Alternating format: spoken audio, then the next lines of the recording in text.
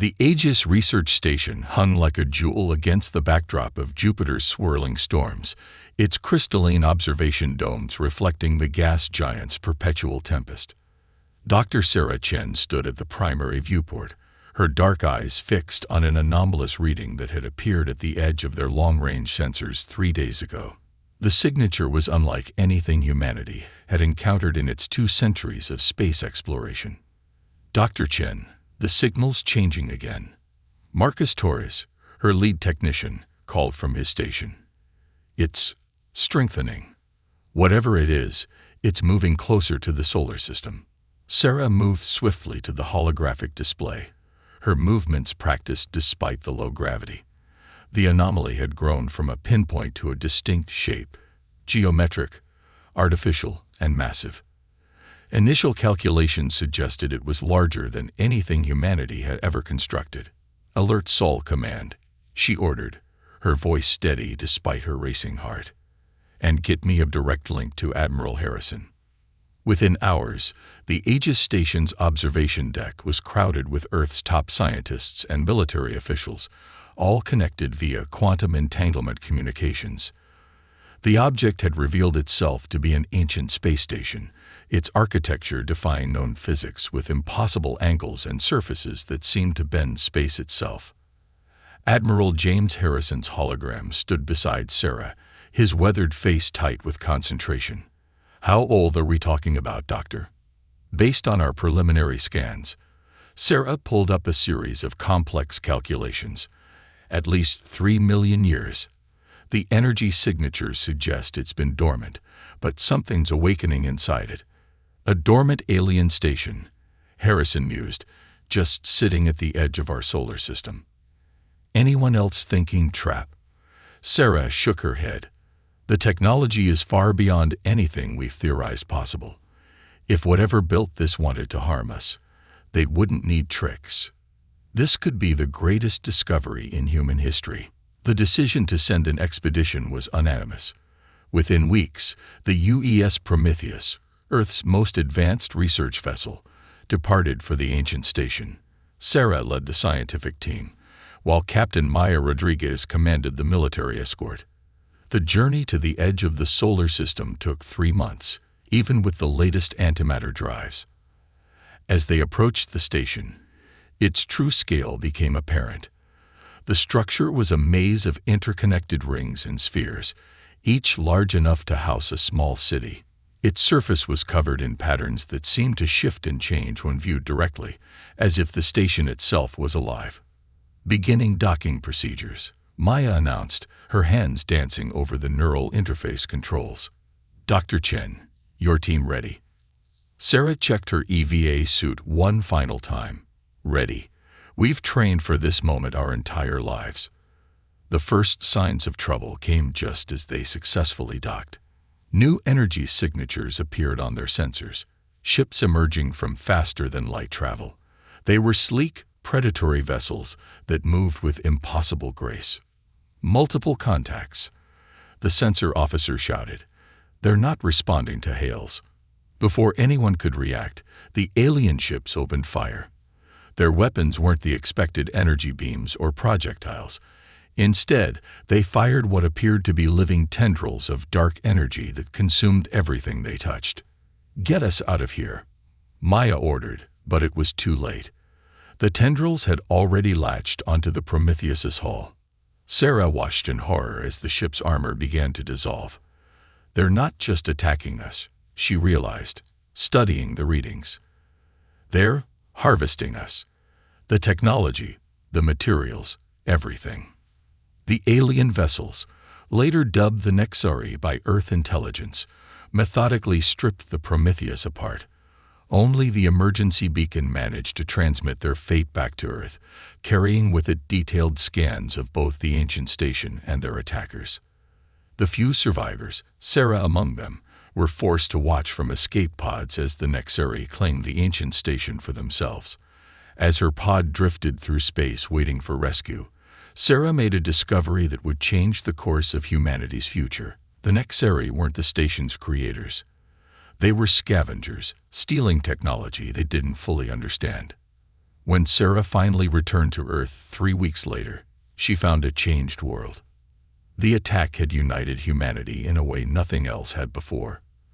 The old nations and corporate alliances had merged into the Earth Defense Coalition, pooling resources and technology to prepare for what everyone now knew was coming. In her debriefing before the Coalition Council, Sarah delivered the words that would become humanity's rallying cry.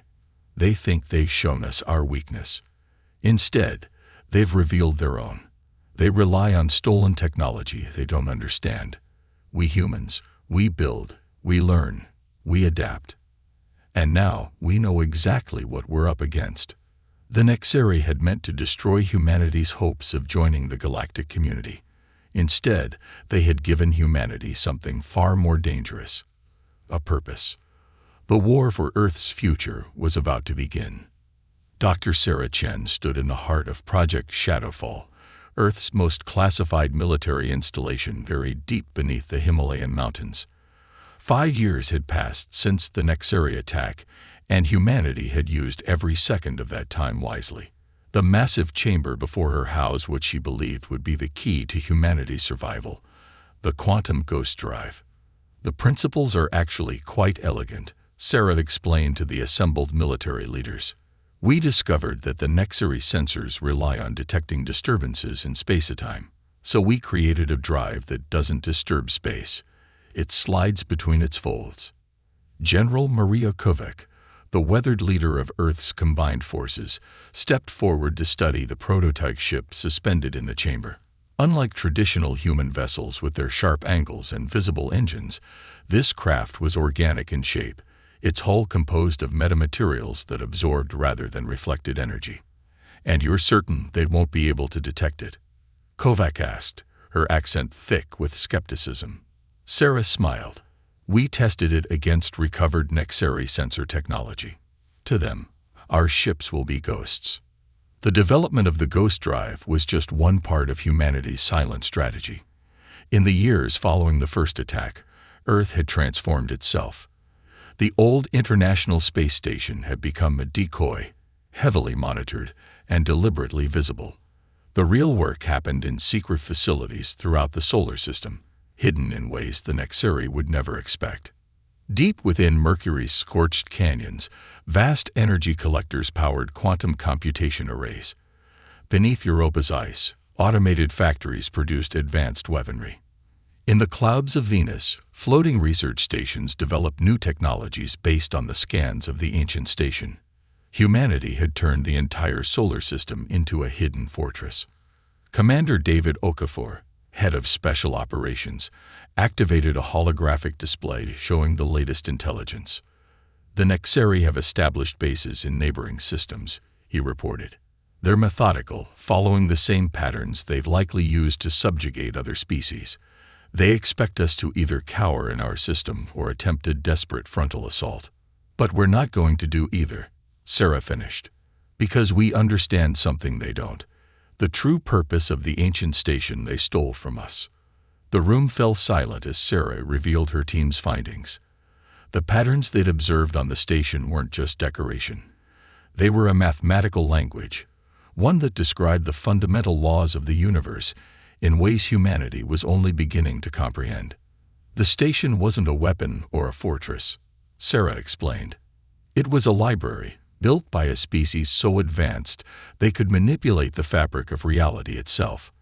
The Nexeri don't understand what they found. They use the technology like children playing with their parents' tools. General Kovac's eyes narrowed. And we can use this knowledge against them. Sarah nodded, bringing up another hologram. This one showing the complex equations her team had decoded. The ancient builders left clues for species ready to understand them. The Nexeri's stolen technology operates on principles they never bothered to study. But we have. The next phase of the plan was already in motion. While the Nexeri watched Earth's obvious military buildup, the planetary defense shields, the orbital platforms, the patrol fleets, they remained blind to humanity's true preparations. Hidden ships were being launched daily, their ghost drives allowing them to slip past the Nexeri observation posts. Each vessel carried specially trained crews and experimental weapons based on the ancient builders' principles. They established hidden bases throughout nearby systems, positioning themselves for an operation unprecedented in human history. The Nexeri think they're studying us, learning our weaknesses, Commander Okafor said. They don't realize we're the ones doing the real studying. Sarah moved to another console, bringing up footage from their stealth probes. The Nexeri ships, once so terrifying, now looked different to her educated eyes. She could see the flaws in their stolen technology, the weaknesses in their understanding. Their dark energy weapons, she pointed out. They're using them at maybe 10% of their potential. Their faster-than-light drives waste enormous amounts of energy because they don't understand the underlying principles. Every piece of technology they've stolen, they use like a hammer when it's really a precision instrument. General Kovac allowed herself a small smile. And we understand these principles. We're learning, Sarah replied. More importantly, we're learning the right way, building our understanding from the ground up, rather than simply copying what we don't comprehend. The meeting concluded with the approval of Operation Starcatcher. While the Nexeri prepared for a conventional war, humanity would fight in ways their enemy couldn't imagine. The ghost ships would strike from impossible angles, using weapons based on principles the Nexeri had never bothered to study. As Sarah left the facility that night, she paused to look at the stars. Somewhere out there, the Nexeri were preparing their invasion, confident in their stolen power. They had no idea that their greatest weakness wasn't their technology. It was their assumption that they were superior. Humanity had spent its entire history learning, adapting, and overcoming. Now those traits would prove to be their greatest weapons in the war to come. The silent strategy was set. The next move would be Operation Starcatcher, and it would change everything. The ghost ship Artemis drifted silently through the violet nebula of the Carina sector, its quantum drive leaving no trace in the fabric of space. Captain Maya Rodriguez, one of the few survivors of the Prometheus incident, stood at the command center, watching the Nexeri supply station through advanced sensor arrays. "Status report," she whispered, though the Nexeri couldn't have heard her even as she shouted. "All teams in position."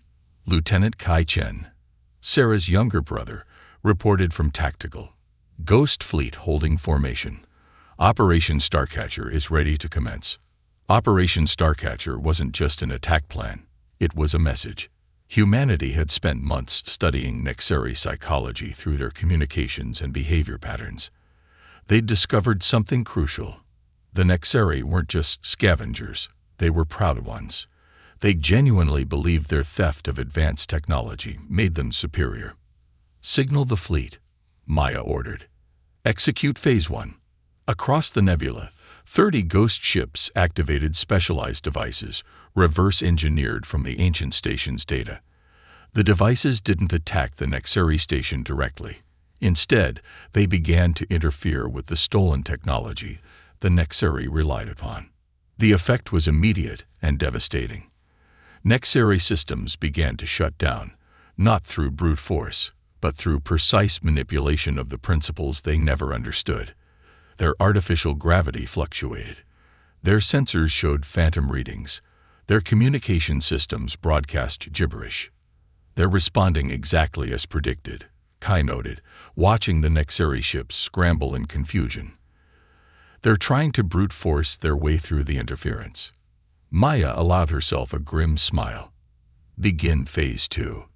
The Ghost Fleet emerged from hiding, but not as warships. Using advanced holographic technology, they appeared as replicas of the ancient station that the Nexeri had stolen.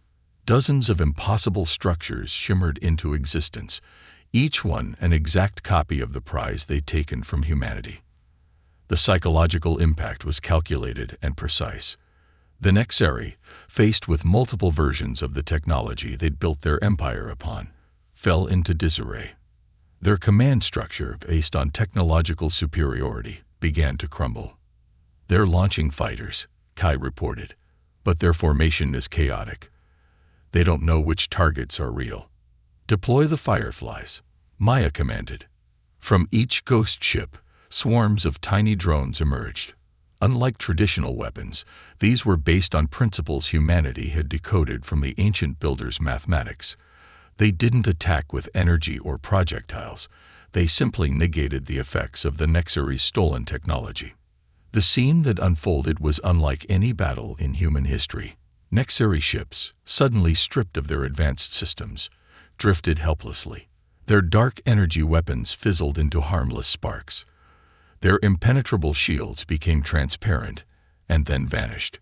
Multiple Nexari vessels are powering down, Kai announced. They're abandoning their ships. Maya leaned forward. Send the message.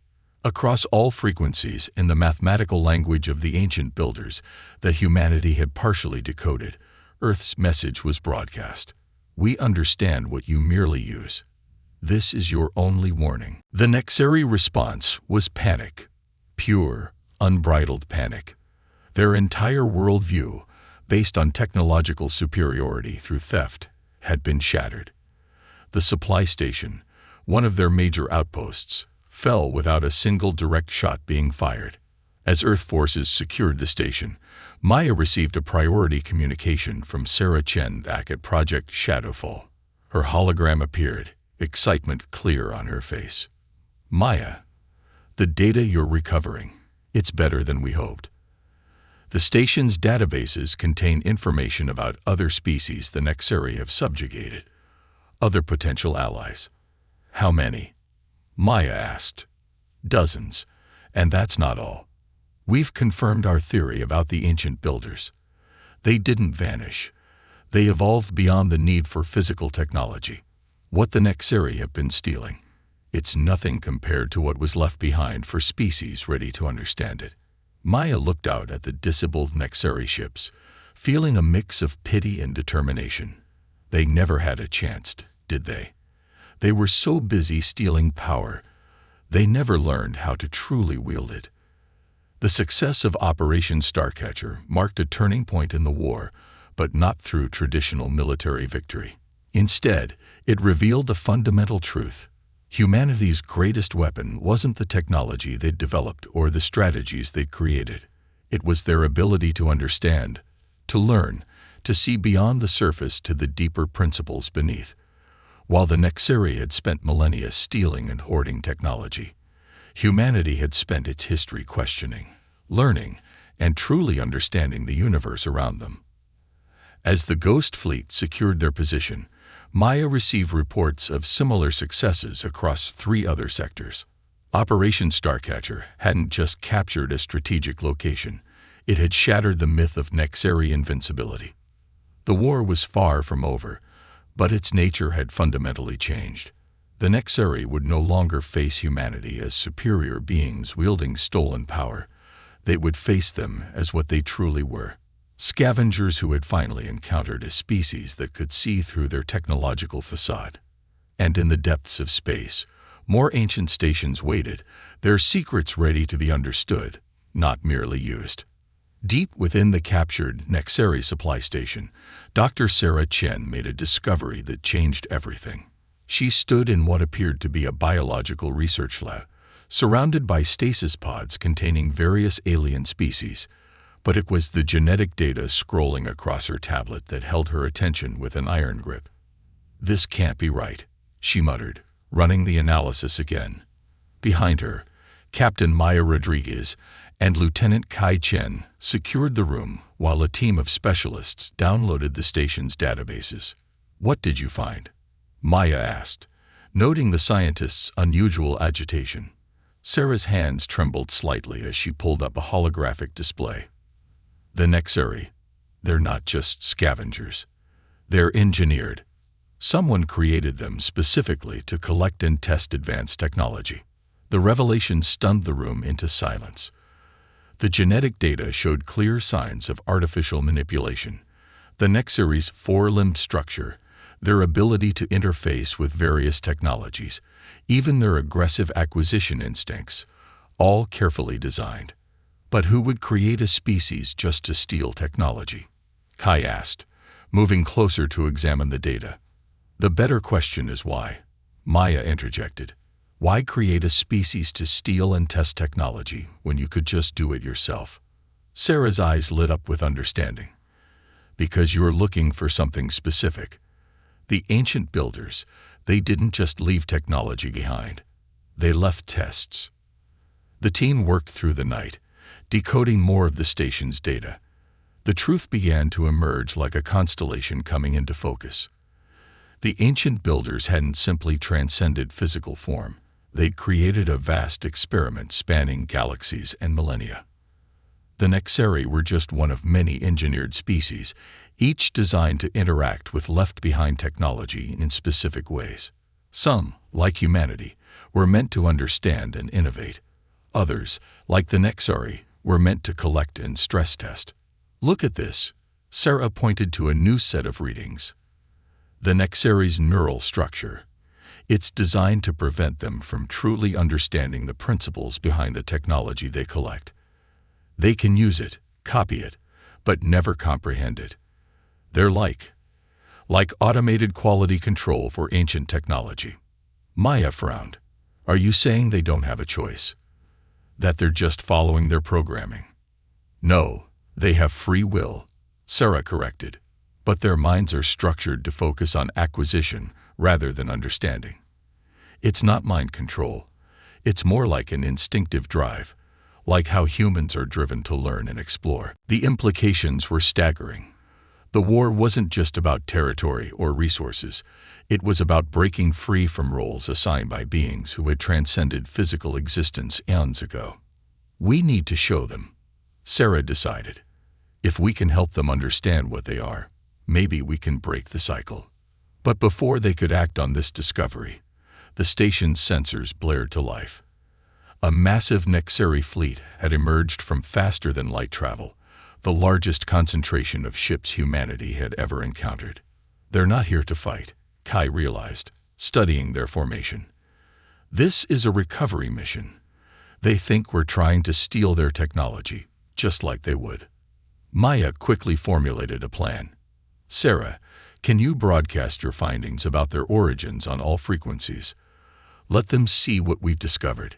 It's not that simple, Sarah replied. Their minds are literally designed to reject this kind of information. We need to show them, not tell them. An idea formed, dangerous, possibly insane, but perfectly human in its audacity. Using the station's own systems, they began transmitting not just data, but a specific sequence of energy patterns derived from the ancient builders' mathematics. The effect on the Nexeri fleet was immediate. Ships began to drift out of formation as their crews experienced something they never had before: clarity. The carefully engineered barriers in their minds began to crack, letting them see beyond their programmed purpose for the first time. Some ships opened fire, their crews desperately clinging to their old identity. Others simply powered down, overwhelmed by their new awareness. A few, a precious few, opened communications. The first message they received was garbled, confused, but unmistakably different from any previous Nexeri communication. What are we? Sarah stepped forward, her voice steady as she responded. You are what we all are, part of a greater experiment. But unlike us, you were never given the choice to be more than your design. We can help you make that choice now. The next few hours were chaos as the Nexeri fleet divided itself between those who embraced the truth and those who rejected it. But with each passing moment, more ships joined the side of understanding. Maya watched the scene unfold with a mixture of hope and caution. You realize this changes everything. The entire war was never really about us versus them, Sarah finished. It was about breaking free from predetermined roles, about proving that any species can transcend its original purpose. The turning point had arrived, but not through military victory or technological superiority. It came through understanding. Humanity's greatest strength. By comprehending not just the technology, but the grand design behind it all, they had done more than win a war. They had begun to unravel the greatest experiment in galactic history. And somewhere, in dimensions beyond normal space and time, the ancient builders might have been smiling. Their true test, The ability of species to break free from their design purposes and choose their own path was finally showing results. The war's final phase would not be fought with weapons, but with ideas, and humanity, with its perpetual drive to understand and share knowledge, was perfectly positioned to lead the way. 1 year after the revelation of the Nexary's true nature, Earth's orbital defense platform, Avalon, hosted an unprecedented gathering. Representatives from 17 formerly subjugated species joined with Earth's leaders and those Nexary who had chosen to break free from their programming. The ancient station that had started it all hung in space nearby finally returned to human custody. Dr. Sarah Chen stood at the central podium, facing an audience that represented the greatest diversity of intelligent life ever assembled in one place. Maya Rodriguez and Kai Chen flanked her, along with General Kovac and the Earth Defense Coalition leadership. The ancient builders didn't just leave us technology, Sarah began, her voice carrying across the chamber. They left us a choice. Every species in this room was designed with a purpose. The Nexari to collect, the Zarkathi to preserve, the Meridians to connect. But humanity was designed to understand. She gestured to the holographic display, showing the complete genetic analysis of every known spacefaring species. Our gift wasn't superior technology or special abilities. It was curiosity, an unrelenting drive to look beyond the surface and ask why. A Nexari representative, their iridescent wings folded carefully behind them, stepped forward. And by understanding, you broke not just your own chains, but ours as well. The past year had been transformative. Once the truth about their engineered nature became known, many Nexari chose to work with Earth's scientists to overcome their genetic programming. It wasn't easy. Their minds literally fought against understanding deeper principles, but human scientists had developed technologies to help bypass these limitations. But the ancient builder's experiment isn't over, Maya added, joining Sarah at the podium. We've decoded more of their messages. They didn't transcend physical form just to abandon us. They're waiting. The chamber erupted in murmurs as Sarah activated the station's primary interface. Patterns of light danced across its surface, forming equations that described not just physics, but the very nature of consciousness itself. They wanted to ensure that when species finally reached their level of development, they would do so through understanding, not mere technological acquisition. Sarah explained. Each of us was given different pieces of the puzzle. The Nexary's drive to collect technology, the Zarkathi's perfect memory, humanity's need to understand. All of these were tools meant to be combined. General Kovac stepped forward, her weathered face solemn. Which is why today, we're proposing the formation of the Galactic Understanding Initiative. Not an alliance of military power, but a cooperative dedicated to sharing knowledge and breaking free from pre-designed roles. The response was overwhelming. Species that had been locked in conflict for millennia now saw a greater purpose. The Nexary's vast collection of technology, combined with humanity's drive to understand and the unique capabilities of other species, promised advances beyond anything any single race could achieve alone. As the chamber erupted in discussion, Sarah moved to a quiet corner with Maya and Kai. Through the massive viewport, they could see Earth shining like a blue jewel. You know what the most remarkable thing is, Kai mused. The ancient builders must have known this would happen. They designed the Nexari to be aggressive collectors, knowing it would eventually lead them to conflict with a species capable of understanding. Maya nodded. They created a problem that could only be solved through cooperation and comprehension. The perfect test. And it's just the beginning. Sarah added, looking at new data streaming in from the ancient station. These equations, they're not just about physics or technology. They're about the nature of consciousness itself. The ancient builders didn't just transcend physical form. They found a way to evolve consciousness to a higher state. And they left breadcrumbs for us to follow. Maya finished.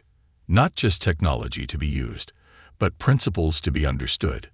The gathering concluded with the signing of the Initiative Charter. The former Nexari Empire, once built on stolen technology, would become a network of research centers. Earth's ghost ships would be repurposed for exploration rather than war. Every species would contribute their unique perspectives and abilities to the greater goal of understanding. As Sarah watched the representatives depart, she felt a profound sense of rightness. Humanity's greatest achievement hadn't been winning the war or developing advanced technology. It had been showing that true power comes not from what you possess, but from what you understand. The legacy of Earth would not be measured in military victories or technological achievements, but in the fundamental change they had brought to galactic civilization. They had proven that any species could transcend their original design, that understanding was more powerful than possession, and that the greatest adventures lay not in conquering the unknown, but in comprehending it. And somewhere, in dimensions beyond normal space and time, the ancient builders watched as their greatest experiment unfolded exactly as they had hoped. The children of their design were finally ready to begin their journey toward true transcendence. The story of humanity's first steps into the galactic community wasn't ending. It was transforming into something far greater. A journey not of conquest or survival, but of understanding that would span millennia and change the very nature of consciousness itself. The dawn of a new era had begun, and it started with a simple human trait: the need to understand why.